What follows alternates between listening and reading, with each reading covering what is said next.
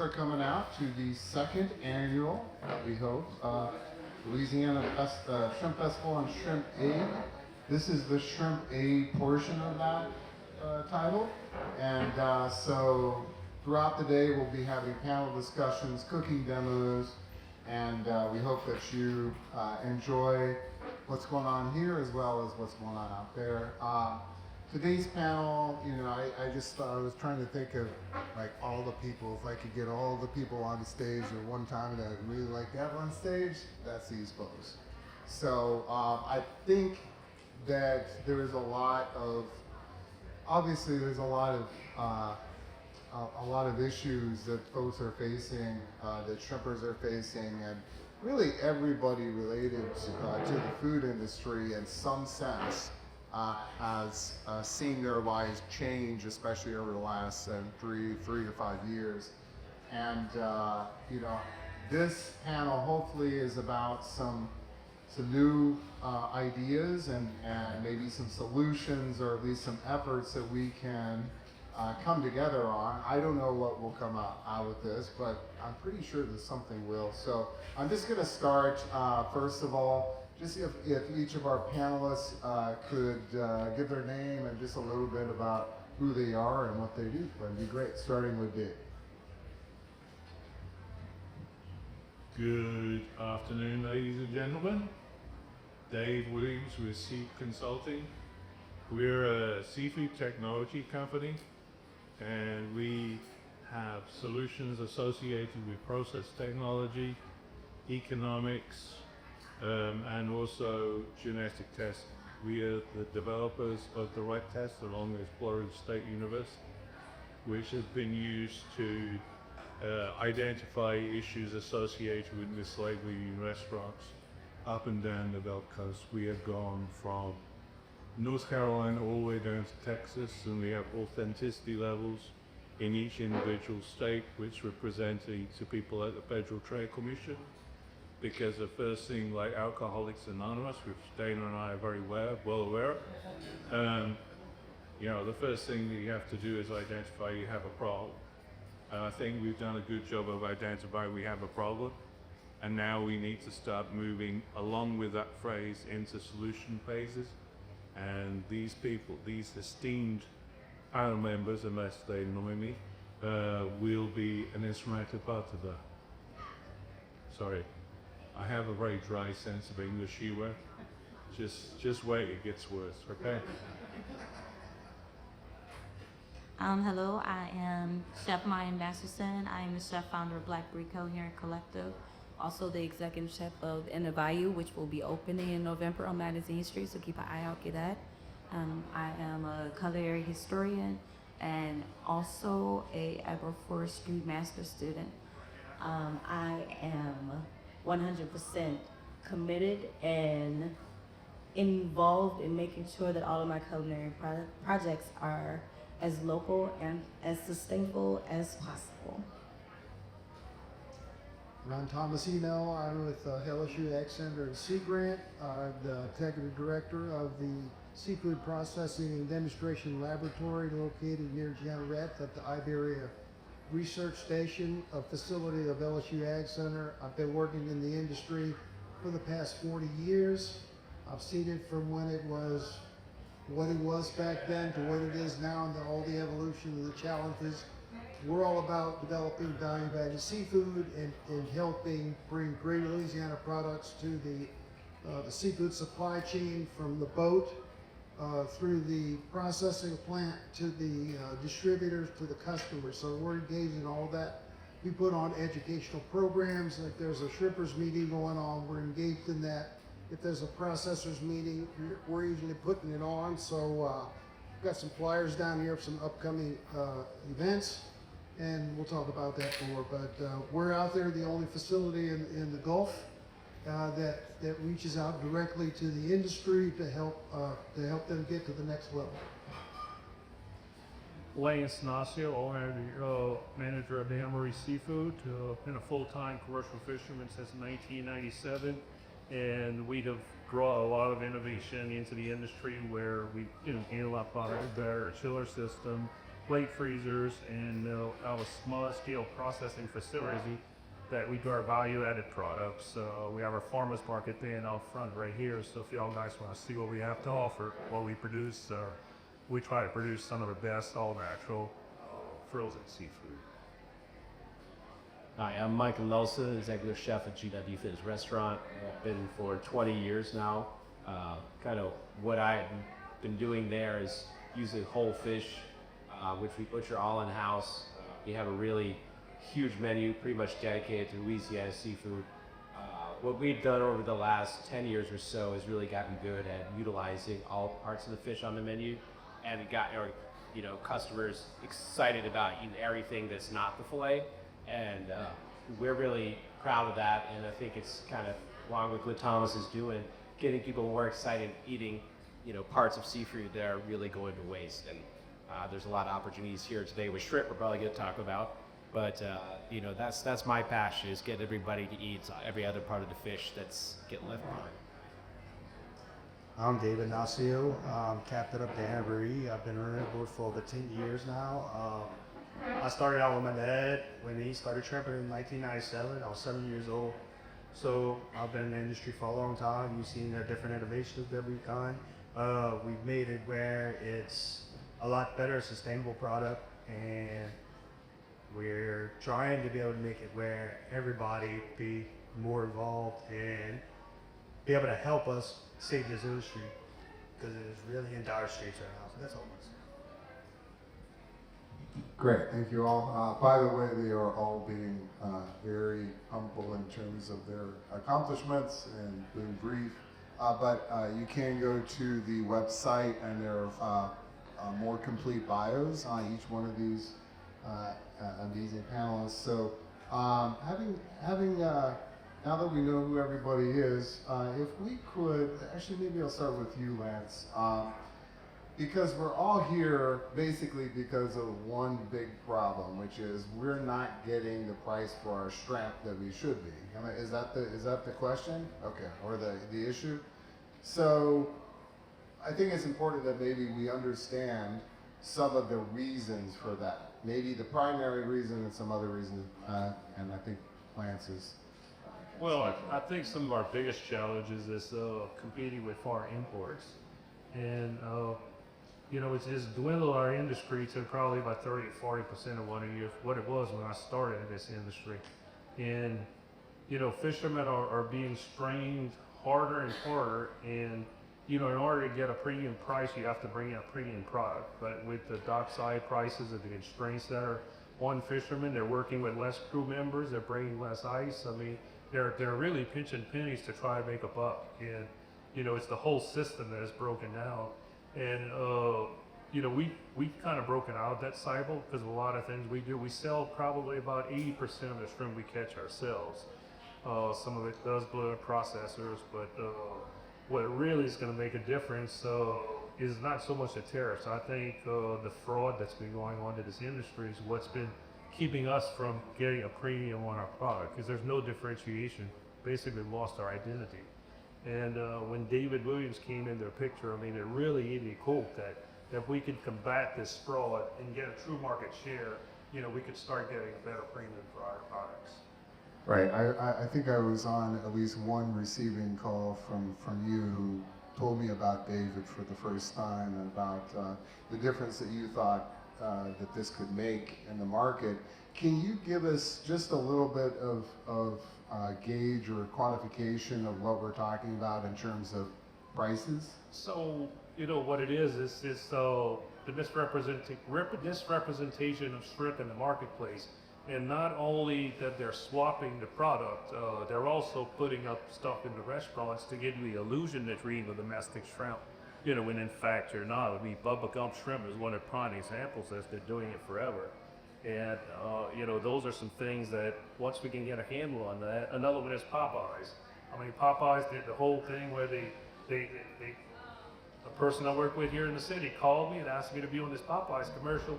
And I told her, I said, if you can ensure to me that they're using domestic shrimp, I'd be glad to get part of it. And I never got a call back. And then the commercial goes forward.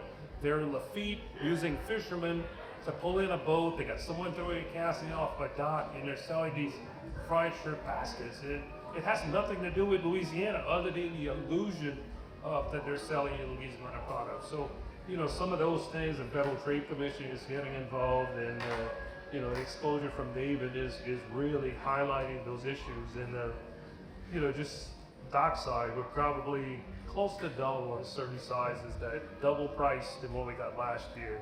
2 years ago at $21.25, which is a pretty sizable shrimp, we got 85 cents a pound for it, and today it's like $2 a pound. So, you know, things are moving in a positive direction, even though we still have a long ways to go. Okay, and I think that's the perfect handoff to David here to explain to folks who don't know maybe what the process is and how you've seen it play out from being somebody who actually goes to all these places throughout the region and tests restaurants and festivals, etc. Just some observations about you know, the difference that you've seen and what you do. Okay, well, the first thing I'll say is anybody who is in the New Orleans area, you need to give yourself a round of applause, because basically you guys are the most authentic seafood area that we have ever seen. 9 out of 10 restaurants as a general rule in New Orleans and surrounds, including Slidell, serve local shrimp. And that is absolutely unbelievable. Now, you could do better, but you're on top of the class. I still think you can do better, but you did well, okay? Louisiana itself is also a very authentic place. We were very fortunate to have get some funding from the Louisiana Shrimp Task Force to actually do in-depth testing in Louisiana. And what we found is basically, if you go along the I-10 corridor, authenticity rates around about 70%.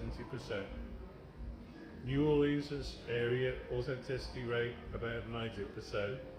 Then if you go to the middle of Louisiana, like Alexandria, etc., it drops to about 50%.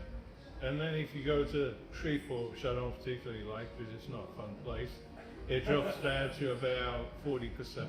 So you can see the further away you go from the area where shrimpers have some sort of effect, the authenticity rate goes down. Now, that's really interesting, but what's even more interesting is as you go from state to state, you see different levels of authenticity.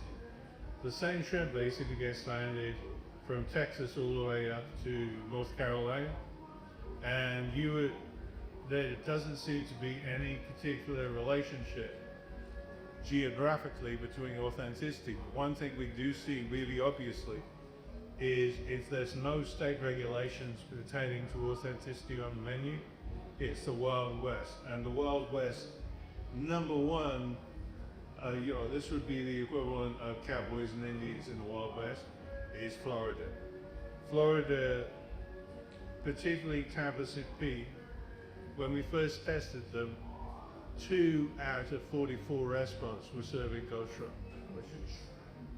And that is a major shrimp producing area. You go, we went back and retested them, and it went from basically that 96% inauthentic down to 90% authentic. So they've improved a little bit, but still this is terrible. Now, why is that so bad?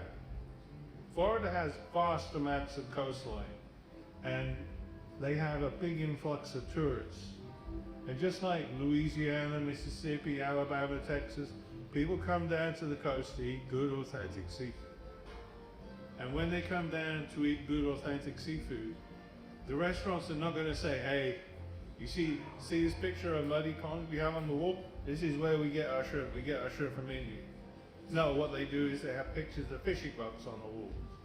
They call themselves something boats. Why should a restaurant just call somebody's boat serve pondere shrimp from India or Vietnam or Indonesia? I got nothing wrong with it. I don't have any problem with those products. Just don't use the culture and the integrity of the coastal community to sell product that doesn't go on with it. If we can just get all the restaurants that say they serve authentic Gulf seafood to sell Gulf seafood. You'll be back getting 3 or 4 times the price the pound of your seafood. That's the whole thing. So I will win back. I apologize for that, but we're making a big difference. We're going to hit oysters, and we're going to hit crawfish. Nobody realizes that most of the time when you eat an oyster po' boy, how we pronounce the stupid thing. Hilarious. I'm an oyster farmer, don't be saying they're stupid now. Come on. Po' boy. How do you pronounce it? Oh, the poor boy, talking about oyster. I know I compare it to oysters. I felt that part. I hate apples from the crowd. They do pretty well there soon. No, most people don't realize that most of the oyster sandwiches you freaking eat are actually made with oysters from China or South Korea. And that's killed about 40 to 50% of the oysters in the Gulf Coast. Nobody talks about that. You look at all the different types of seafood, like fish that you used to harvest and it used to get sold. Can't do it anymore because there's a fish like bass and swai that the fillet's $2 a pound. You can't, if somebody gives a process of fish for free, you can't produce a fillet at that price. So basically the entire infrastructure of the coast has been taken away by substitution. And we need to get it back. We need to be proud of what we do. And we need to basically kick legislators in the balls until they actually do what we're asking them to do. Okay, yeah. And that's the ladies, and I don't know what to take. Before, Thomas Metzger. Mark was going to follow up. Yeah, actually, if I, just because there's something I want to connect here, and I'm hopeful that our chefs on the panel can help me do that, which is, what does the other side of this look like? If Lance is saying these prices at the dock and you know, across the Gulf Coast and throughout the nation, you know, there's a lot of imports being. So, what do you see at the restaurant? What is your observation? Well, I would say that shrimp prices, to every chef I've talked to over the last few years, they're too inexpensive. Like, it doesn't even make sense to us how cheap shrimp are.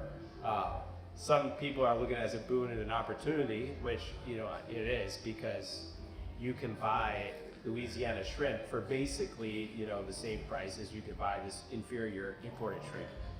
So there really is no excuse, at least the last couple of years, to use these imports.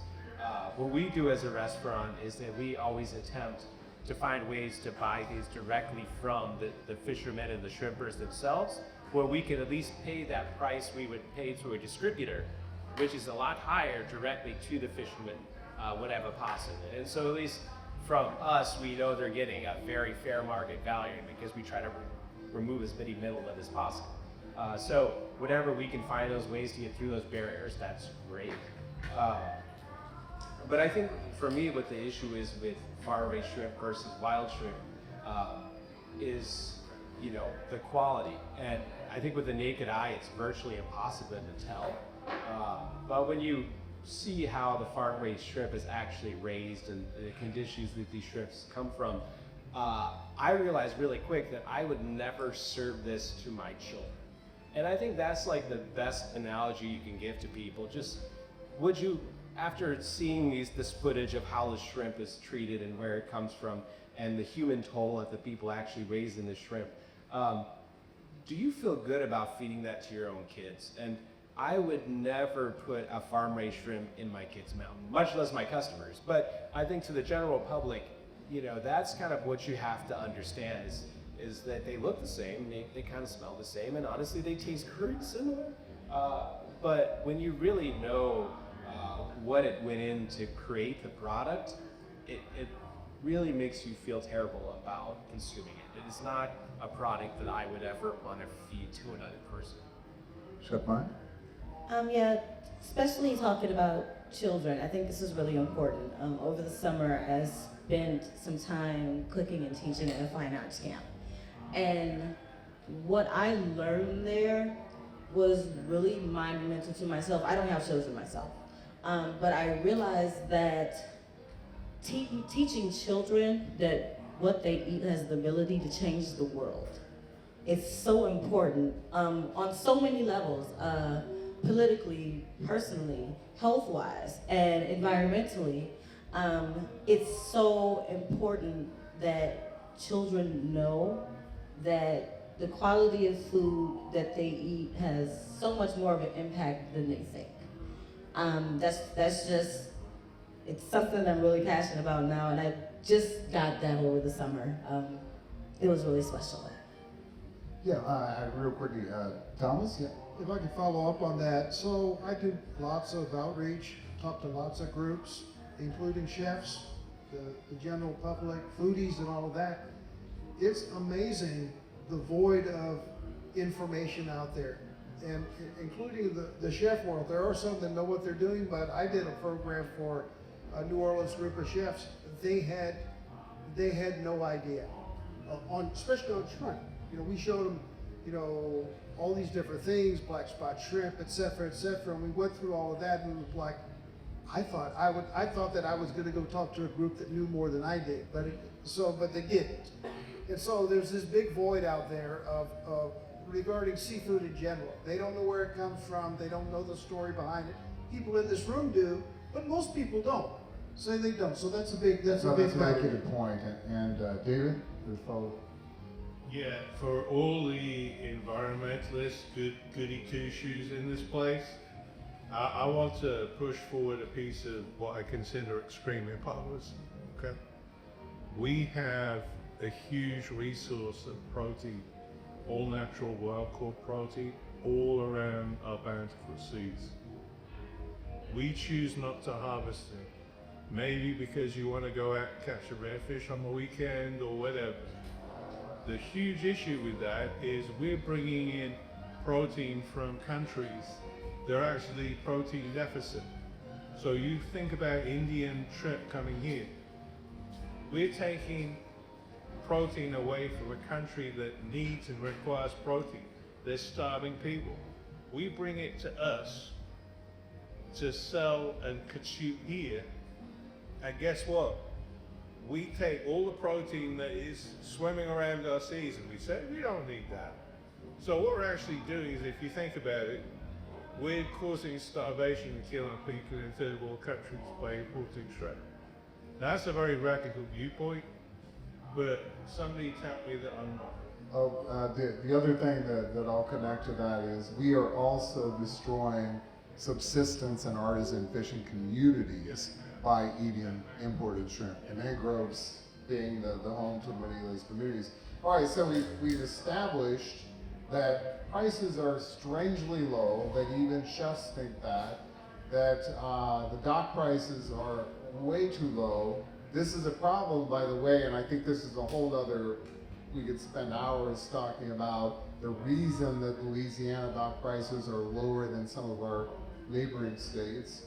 But just to connect this to the meat of this conversation, which is some things that we can do maybe to turn things around. We know that we have we have a diversified product. We have a pristine gourmet product that can easily be sold. So what are some things that we can do? I'll put this out here. What are some things that we can do to differentiate Louisiana shrimp and Gulf shrimp in the marketplace that might make a difference to consumers, that might actually get some traction? Yeah. A few things I can add to that is we need better processing infrastructure. You know, we need more state-of-the-art infrastructure for processing. And a lot of the farm-raised stuff that comes in, I mean, they chill killing this stuff, they're hand peeling it. I mean, the presentation of it is gorgeous. We can't compete with our, practices we do here. And, that's what sets our business apart. We do, hand peeling of shrimp, we cut our own fish. I mean, we try to bring the best that we can bring to the table, and we can get a fair premium for it. And I think that's what we need to do, is we need to rise the industry up with doing better on processing and possibly management, managing for a better shrimp for what the industry is paying for. Because we're still getting a low dockside price on the smaller shrimp. There's a big discrepancy, on the smaller versus the bigger. And just recently at a shrimp task force, we had a discussion, and it was posed to the processor, what's the deal with the price of shrimp? We have these tariffs in place, they were testing, and the processor said that the greater size of shrimp really took off. Those they're huge.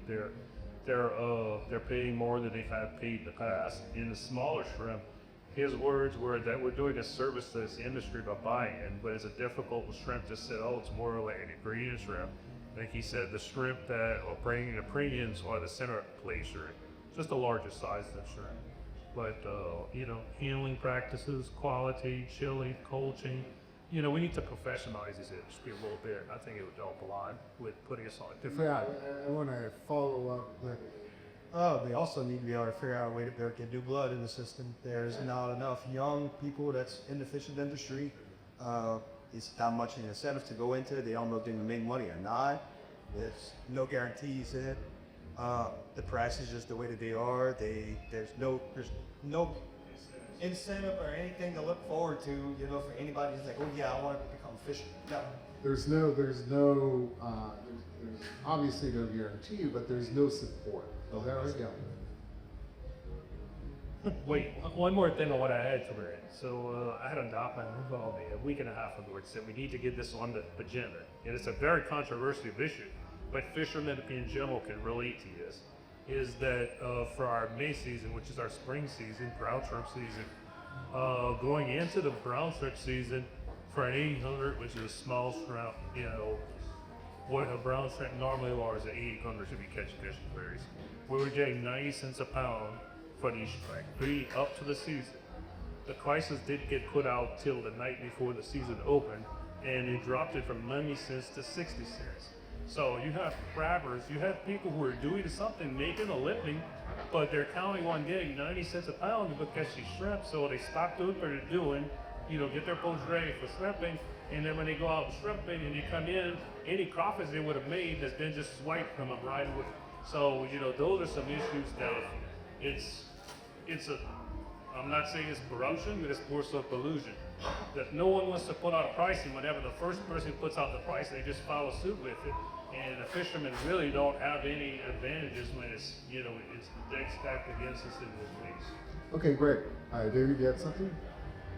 Yeah, I actually had the fortune to go up to Maine and visit a merchant marine college. I went to fisheries school myself, and I was very, very impressed. I came back with a very clear understanding of what should happen to bring people into our industry. If you're a fisherman, you're a fisherman because you went out fishing and you liked it. Big deal is, I believe that it's important for everybody to get behind apprenticeship programs for fishermen, because the average age of fishermen now in Louisiana is in their 60s. And believe it or not, people like sea drones and everybody else can't trade a fisherman to go fishing. The only person who can trade fishermen to go fishing is one of these people, right? Up the shaft in the middle. But you have to, and what happens is about 1 in 8 people who go out on the boat will never do anything again different in their lives. It's like a really bad drug, and I'm addicted to it as well. You can't do anything different now. We had a state sponsor, a national sponsored apprenticeship program where people could get paid a stipend to go fishing. And also the most important thing is there needs to be an insurance program for the people who are training, because right now most shrimp fishermen cannot afford the insurance on their boat, right? Yeah, and actually, I'm glad you mentioned the chef in the middle, because Mike, could you actually talk a little bit about the program that you've been working on in regards to fisher training? Yeah, well, being a chef, working directly with fishermen for 20 years, I've watched this kind of happen over time. And 20 years ago, the fishermen that I began my career working with are the exact same fishermen 20 years later I'm still working with, and there's virtually no new blood at all. And you know, some of these fleets are even older than in their 60s. The tuna fleets that we work with, those guys are closer to their 70s, and there's nobody in the wings to take their place. And you know, I've been working with anybody that would listen for years to try to find new blood, and so the best I could find was Sea Grant, of course, and Nunez Community College, where we've been working to start a program very similar to what you're saying, just to get people enough training where they're somewhat safe on a boat, like 2 weeks, and get them on boats with fishermen who, again, like you said, need insurance or otherwise if something gets coming to lose the boat. But just to get people out there and incentivize the training where the fisherman would basically get a free deckhand, and we would have to find the money to help, you know, incentivize these people to learn the industry. And it's been tough to find the funding. So what we've done is we've tried to use state money to get the program off the ground using workforce development programs. Where typically, as long as you can prove that there's a need in an industry, you can get the state to come up with the funds to start a program to train these people. But deckhands on boats are a tough sell because it's not really a guaranteed income. It's not really an industry where it checks all the boxes. So that's the main thing we've run into. But as far as I know, it's still going forward. But that is the biggest issue, I think, in the Louisiana fishing industry, is just we don't have any fishermen. Thank you. Yeah, and we heard in one of the panels yesterday about a kind of an idea where, guys, you're subsidizing every part of the agriculture industry except our wild domestic fishers, so why argue with it? Because it's in their best interest and it's in everybody's best interest. So, all right, so we've identified a couple of issues. One is imports, one is graying of the fleet. Now let's kind of start to change things a little bit and talk about what we can, maybe some ideas. And I'm not gonna preface that, I'm just gonna put it out there because surely, yeah, I was gonna say, Thomas going to have something. So I just want to say, it's kind of follow up to what Mike had mentioned, but one of the big issues in our industry has been leadership, and the old gray-haired guys like myself are checking out, you know. And so so what Seagrant did to address that, about 3 years ago, they started a leadership program with industry members from the seafood industry. So now this year will be the third cohort of those where they learn about the bigger picture of the industry, they tour around the state, they go here and there and have these meetings and get a bigger picture of what's going on. Because if you're an industry player, you're on a boat somewhere, it's really hard to know about what happens in another sector of the industry or on the other side of the state. So to get that bigger picture, learn how the political system works and all that is a great advantage. And that's essential for bringing an industry forward. Okay, so connecting everybody is essential in terms of making sure that we can come together and capitalize on those things that those things that we share. Just in terms of like all of the same questions out there, what are some ideas? We have, I just attended a few weeks ago a food waste conference. And, you know, I sat there through the whole day of panels, and you know how much they were talking about seafood waste? Nothing at all. Not one time did anybody mention anything about the waste that's created by seafood processing, which in Louisiana, I haven't been able to figure out quite how to quantify how much money is wasted in that, but it's in the billions. I know that just from the overall numbers and the percentage of waste, you know, that comes out of the processing facilities, it's in the billions. So, you know, that's one opportunity. What do we do with that waste? Maybe another thing is for chefs.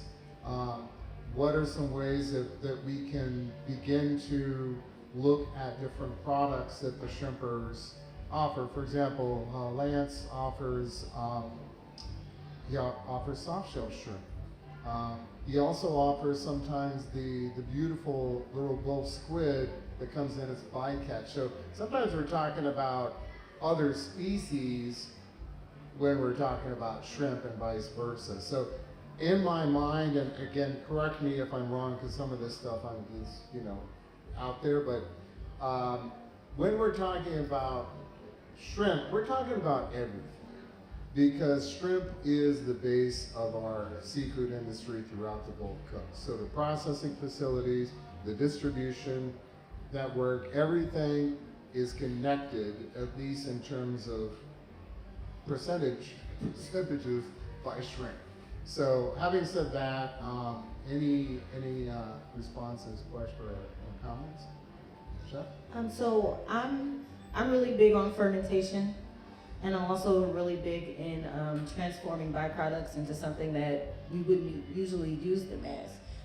Like for example, like if we make a batch of kimchi, we're gonna go to the Asian market and buy some shrimp paste or some fish paste, or we can get our shrimp shells and we can put them in a dehydrator, we can make a powder, we can make our own shrimp paste.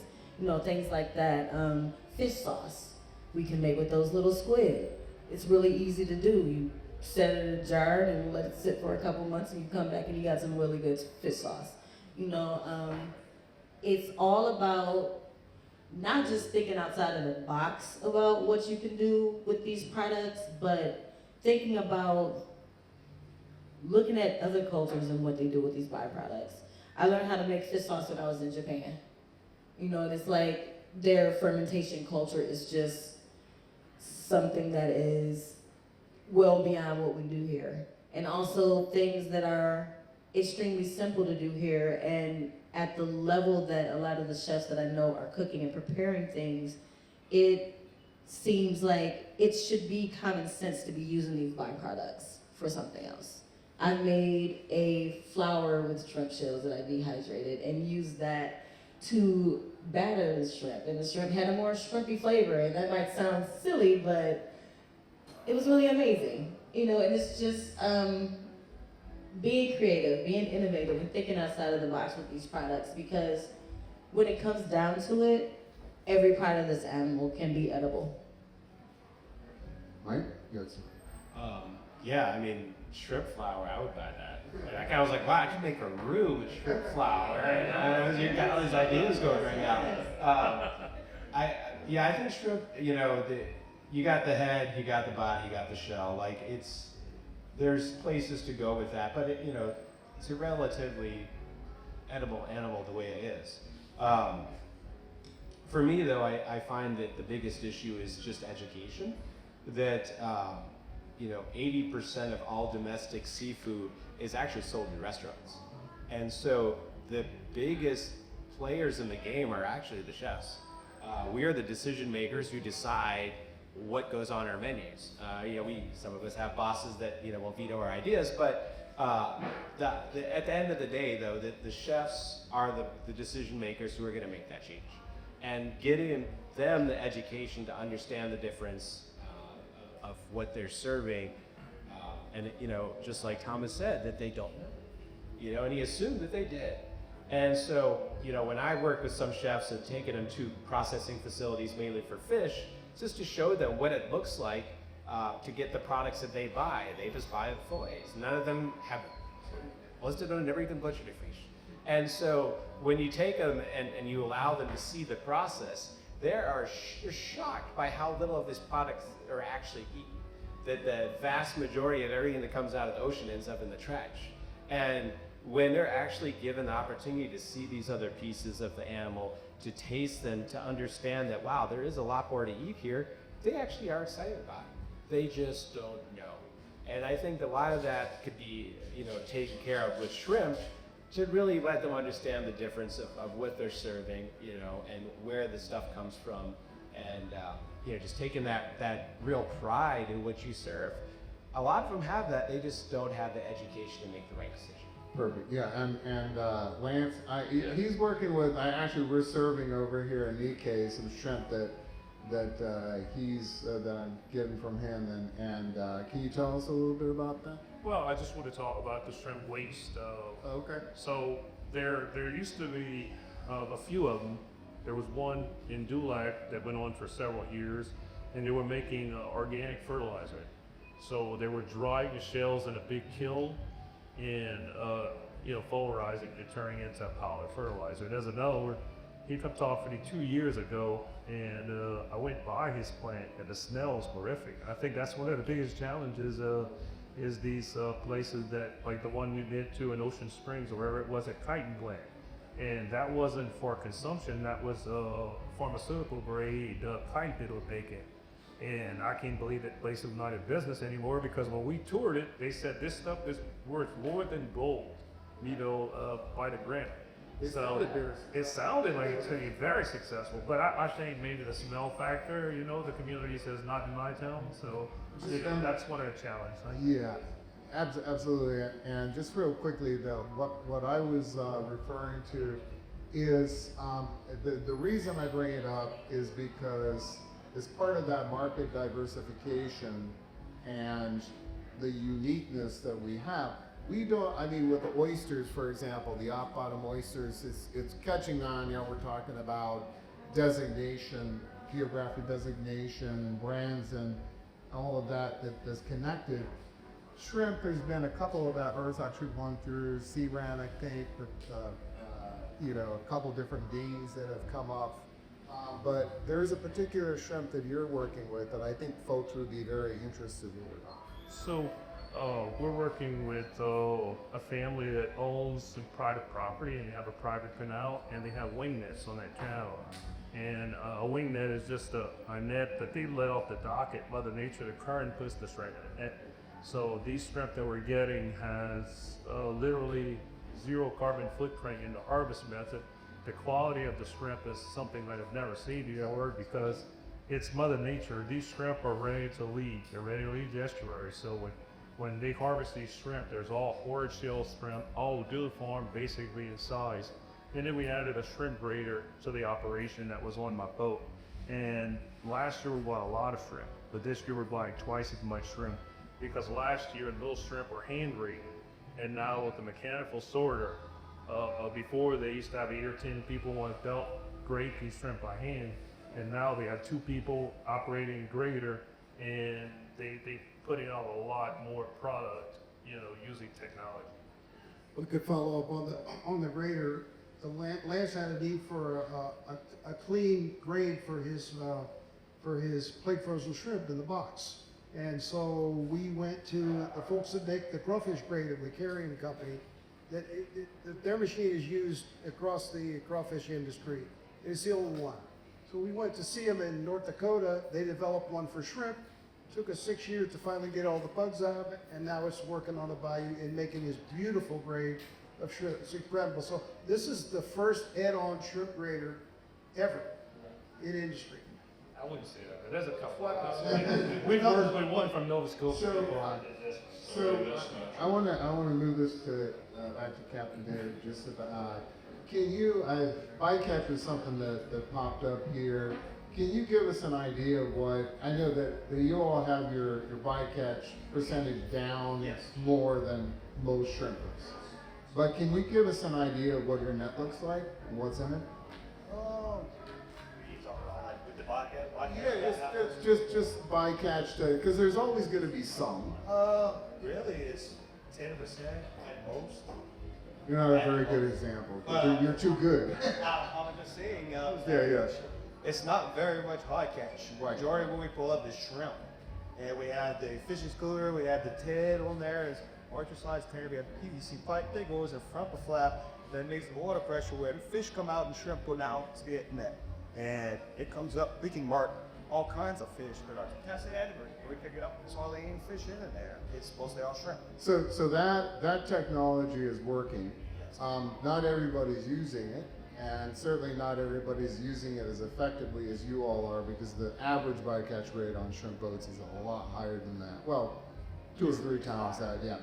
And out of, I mean, if you were to not your net specifically, but the average net, what would we see in that? We already mentioned like some squid, maybe there might be some white. Some flounder, whiting, soft-shell shrimp. We try to pick up whatever we could see, but our operation is very unique because we have a plate freezer. Our whole boat was like a floating freezer, so if we see something in there, we want to preserve it, or package it and freeze it. So where the rest of the industry, I mean, there's a lot of those squid and soft-shell shrimp, but a lot of that stuff that you're pulling up is not just shrimp, but there's a price on it. People are willing to pay for it, so whatever we pull up that we can sell, put it right. Dude? Yeah, there's a lot of misinformation about bycatch. There has been several studies that are not worth the paper that you write your own ass on, okay? And basically there's been a quote saying that for every 1 pound of shrimp, 4 pounds of bycatch apples. That's completely untrue. These guys most probably if they get sent bycatch, they are pissed off. And the reason they're pissed off is they've actually go through and sort all that stuff out. And if it's particularly little hard-egg catfish, how much fun is that? Oh, yeah, exactly. So nobody wants bycatch, and guess what? If they do catch bycatch, what do they do with it? They throw it over the sides, and guess what? Animals eat it. So it's a zero-sum detraction from the ecosystem. If you want to go fishing for tuna in the Gulf, best place to go is off the back of a shrimp boat, because it's like a feeding belt. So all this stuff about bycatch and destroying the environment and everything like that, you have to remember that the environment that you see out there is a summary of the interaction of fishermen with the environment over hundreds of years.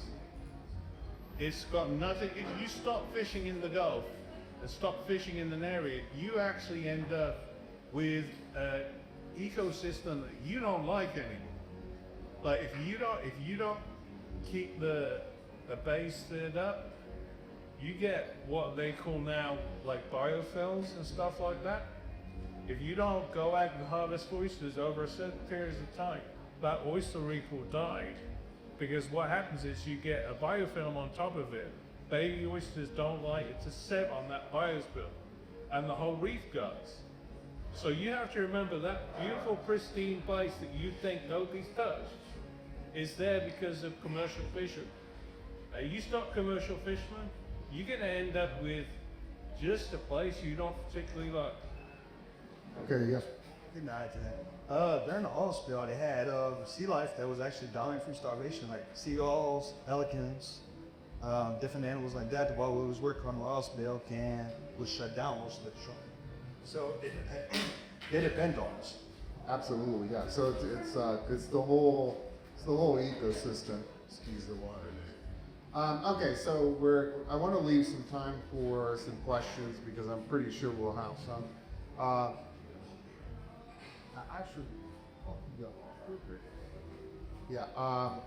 But before we do that, what I'd like to do would be to go down the line and just general observations. If there's one thing that stood out to you during the conversation, or that something else, a piece of information that you wanted to and add that you give Zinnia opportunities to, this is the time. Okay? I have really no comments. The story took too much. Chef? Yeah, we mentioned the percentage of seafood sales mostly being purchased by restaurants. And I think that there is a disconnect somewhere, that the consumer at home isn't as concerned about what they cook at home as much as what they eat out. Like, we'll go out to a place and it's like, this place sells both seafood, and then they'll go to the grocery store and they'll buy some frozen seafood from Vietnam.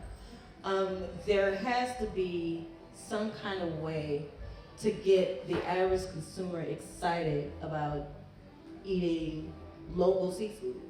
It has to be. I think that would help the industry tremendously. Thomas? I want to I want to let you know that I do have flyers out here on the seafood processing demo lab. So it talks a bit about what we do. There's also a QR code you can connect to. We have a website. We put out videos. We have a lot of information for the public. We have an event coming up. We call them our Beyond the Boat events. We've got one coming up on October 29th. This one's, each one of them have a theme. This one is the preserving value, chilling, freezing, and packaging innovations in seafood. So we've got some new machinery there, some great speakers coming in. And I also want to just quickly on the byproduct recovery, there's so much opportunity in grabbing that and turning it into a product. An example is we work with freshwater and saltwater species, but buffalo fish. If you've never eaten a buffalo fish, they're absolutely delicious, but their fillets are full of intermuscular bones. In the market, they sell the buffalo ribs, but the rest of it goes to turtle farms to feed the turtle. We take those fillets and we run them through a deboner machine, and we get this beautiful flesh that cooks just like ground beef, and it could be used in a million different recipes, and we use it all the time and people love it. Another great example, just quickly, is crab bodies. They take crab bodies and hand pick them, but what's left, if you take 100 pounds of crab bodies and run it through the deboner machine, the same machine we use for fish fillets, you'll get 48 pounds of flesh out of them. We call it mince.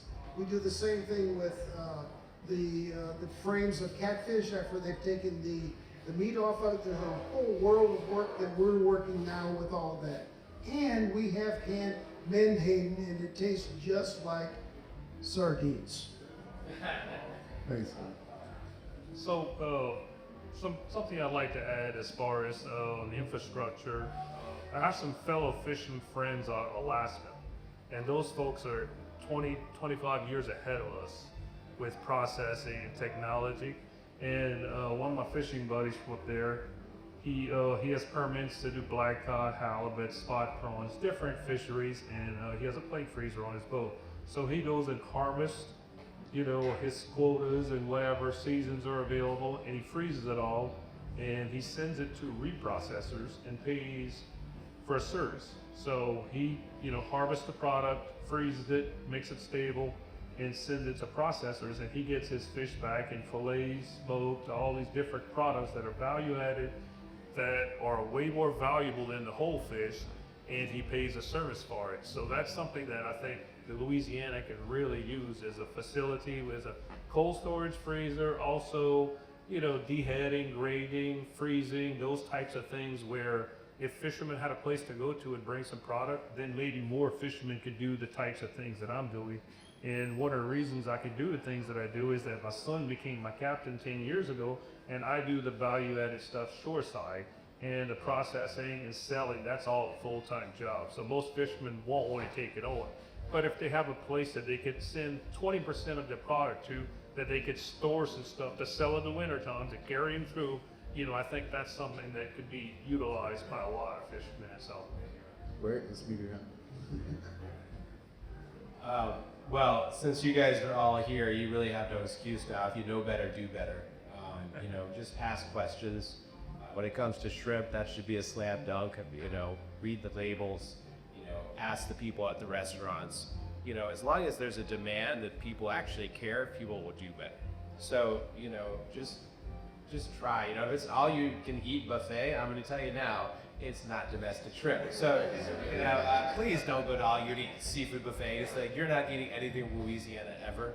But the other thing is too, is just have an open mind when it comes to eating seafood. That the idea that the best part of the shrimp is the meat. Well, those little, we call them the spiders. You take the little legs, you deep fry those, these crunchy little things.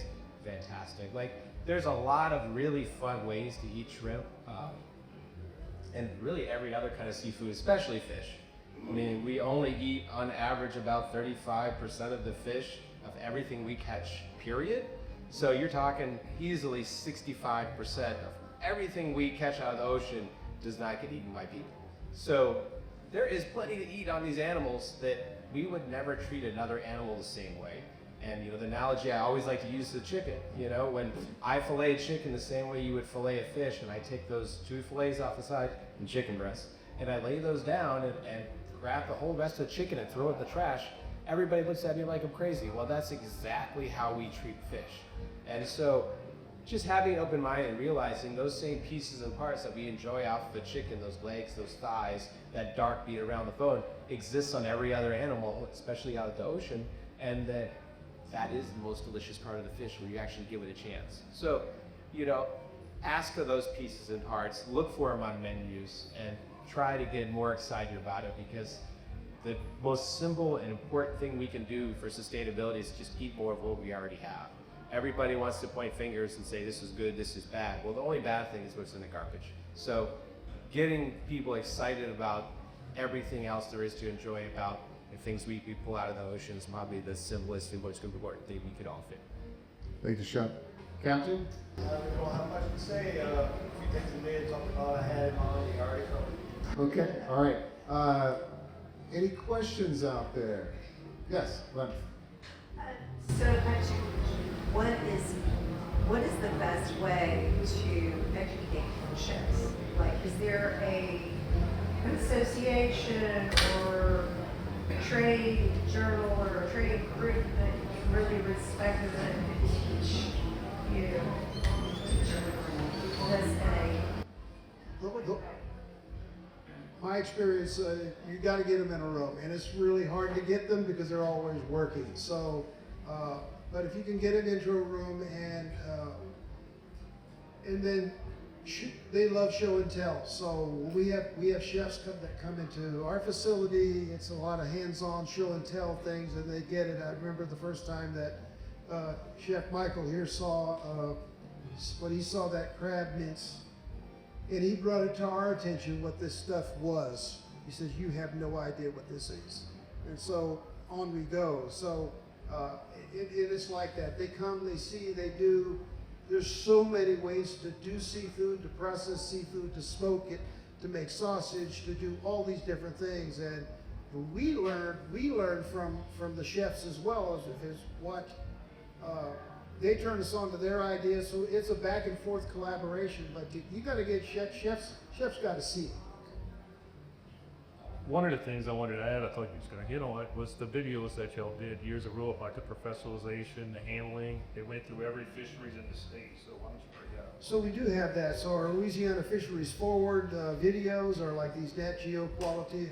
You can learn about the industry, the freshwater sector, the crab industry, the shrimp industry, you name it, we've got videos on all of that. It's really, really interesting. If you want to get yourself tuned up on how this industry works, it's all right there. Look under Louisiana Fisheries Forward, and you'll find that. Yeah, I think that maybe social media is always a good one. It's just more chefs with more reach to go out there and just talk about it, and I think that would help. Well, that's the other question I have about social media when it comes to inspiring the youth to get on board, just literally showing them what it's like to be on board. And I know that y'all have some excellent photography and videography. I'm just wondering, is there any kind of collaboration with maybe students to get out and show what's going on out on the boats, or maybe that's already happened, I just don't know about it. But I just think kids don't have any clue like what's it like to live like a So are there any efforts out there that utilize social media to as a kind of catalyst to get folks involved? Actually, I think the whole thing is if you is literally, commercial fishing is like a drug, okay? There are 6 or 8 or 10 people who go fishing out 12 that never want to go back on that boat again. But the 2 or 3 that want to get back on that boat again, they're not going to do anything else in their lives. They'll complain, they'll bitch, they'll moan about it. Once you actually get the experience, and it's not for every person, in fact, it's for very few people. But once you get that person, they're going to be fishing for the rest of their lives. And that's what we have to do. We have to get more people running through the mill, so it's safely through the mill, so that we can actually select out those strange people who only want to go fishing for the rest of their lives. There's very few of them, but once you go them, it's a bit like being a chef, right? You know, it's how many people actually end up finishing being a chef? What, 1 in 10? It depends on the level, but it's one in many, many thousand. Okay, all right. There you go. So it's a more, being a chef is more addictive than being a fisher. It is addictive. It's very addictive.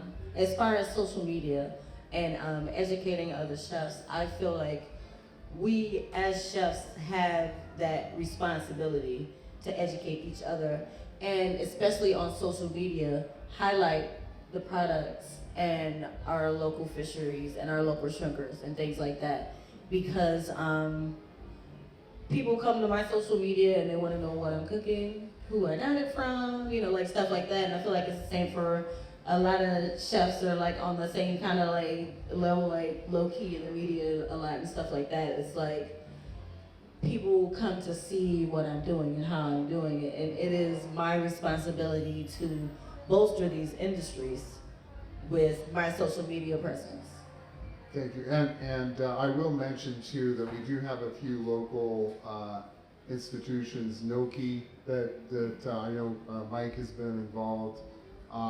James Beard Foundation does some regional stuff.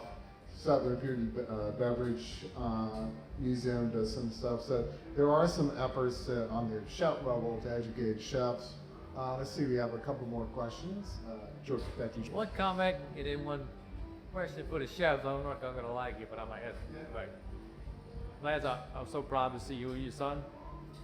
As you know, I've served him as close to 30-something years, and I'm gonna be the last Dyer of Central Award. He's one of my kids want to do it.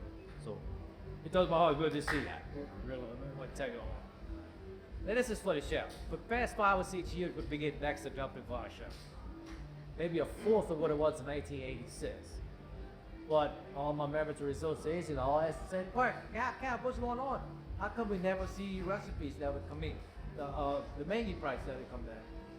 Okay, yeah, so the question I don't want to is, hurt y'all because y'all trying to help us. yeah. So the question is, since the price of shrimp has fallen so severely over the last, decade really, why don't we see the prices of shrimp dishes falling at the same time on the menu? I mean, it's all you can eat at Red Lobster. I mean, I don't either. well, I don't either, but it has, and on certain menus, and they really have taken advantage of that. And I think that is the problem, is that people are cheapening the product, all right? And so who's gonna pay from $16 for 3 nice U10 shrimp when the guy down the street is gonna sell you, 75, 10, 20, or I'm sorry, 40, 50 shrimp? All I'm getting at is that it's not apples to apples. So, there are plenty of people selling shrimp at a very cheap price. And I think that's the people you should be worried about. If we're still getting a fair market value for shrimp, and yes, it's keeping us in business, we're not complaining about that. But I think the issue is you have people cheapening your product. And so we're holding strong at what we think this product is worth. I'm paying top dollar. You can tell that, Lance. I insist on paying him extra. I don't want cheap prices. I absolutely am never looking for that. I want to pay a fair price. I want a fair price that you can survive on. I want a price that I can still make money on, right? I am not interested in commodity shrimp that I could dole out on, The issue is the people who are buying a low quality product and pretending it's yours. I mean, I direct Walker 20 years ago, just sitting on the dance floor as I started spewing cum, okay? And after Katrina, who was just a life change. But now you go to restaurants and say, look, I got a $16.20, I want to be filed to file, and say, like, way too high. That's $16.20 delivered to your guy in restaurant. You know what I'm saying? And they say, well, that's too flex. Because they know the media is saying you got $1.10 a file. How do we overcome that? How do I overcome? I don't think that they have any idea what the dock price is. What they do, well, some of them may know that down, in your neck of the woods. But most of them, what they know is what those imported 1620s cost. That's the price they're aware of. That's the price that they're comparing your shrimp to. It is not the dock price. So that's who you're competing against. It's not the dock price. Wait, I didn't send my big one to people? I'd have been tired of 7 years ago. I beg to differ with Mike. So dock price does have a serious factor in it, and that's one of the reasons we do the things we do. Fishermen themselves, a lot of times, are their worst enemies. When you're dealing with fresh shrimp that's perishable, they want to come in, sell their shrimp, and go buy shrimp. And what happens is this guy sell it for $3.50, the next guy sell it for $3.25, the next guy sell it for $3, and it turns into like a race to the bottom. And so, fishermen would ever get together and say, and this year has gotten a lot better. I'm not saying all these crazy low numbers, but the dock side is paying much better. But, a couple of years ago, you had fishermen selling 1620s for $2, and that was like out the box. You can't even afford to buy fuel when you sell them like that, and it all goes back to the commodity price that's at the dock. Dock's paying a fair price. You don't have that many people trying to fill their shrimp out there, so the prices are better for the fishermen who are.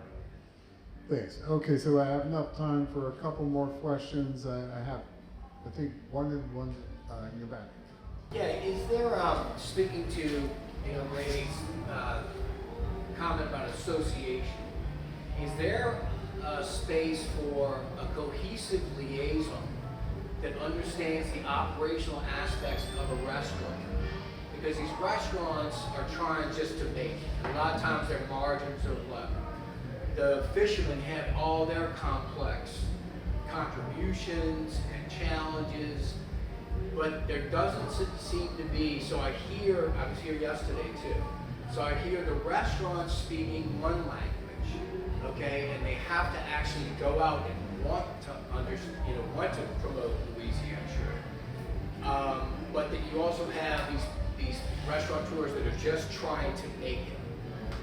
And then you have the shrimpers on the other hand going, it's pushing the price down, all these imports are pushing the price down. But it seems to me some kind of cohesive effort that understands the benefits and can promote the benefits of using local shrimp to the chefs so that they can understand that they can charge a higher price because it's a better product. But I see a lot of individual chefs or restaurateurs thinking one way. I see all the shrimpers understanding things the other way. I don't see where there is someone, an association or a person who can go to the restaurant and say, these are the benefits of using local shrimp. And to the shrimpers, these are the operational challenges of a restaurant. And so it seems to me that there's something missing that can actually marry the two challenges and benefits of these. Okay, so you're talking about something more codified that can, like you said, an association or a shrimp czar or a restaurant or whatever it is. Right. Yeah. Is that possible with the disparate? I think the answer is yes, but I have no idea how you would possibly do it. Well, we do have we do have some efforts, including through Sea Grant and through Audubon Gold, to educate restaurants, like Thomas was talking about. But in terms of having a leadership hierarchy there, that you could say, okay, this is the person with the vision and everything to make that happen, I don't know.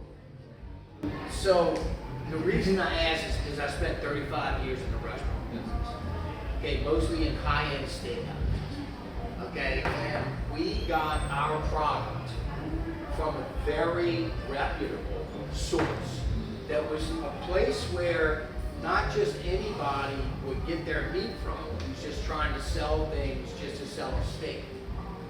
But the quality and the value that's added from these local shrimp, this is the best shrimp in the world. that we have. And so it seems to me that there would need to be something, some place where for the not only the education, but actively going out and showing these restaurants, this is the best product in the world. Yeah, you can buy these foreign shrimp, and yes, it would keep your food costs down. However, if you want to be the best and serve the best, this is what it is. It's right here. Right. Well, thank you for that. And at that, I think, anything, anybody add to that? Or, that's okay. I think that, any other questions, by the way? I can. We nominate you. So, yeah, thank you all so much for coming out. If we could get a round of applause for our panelists. I think that this is the hope. So, thank you so much.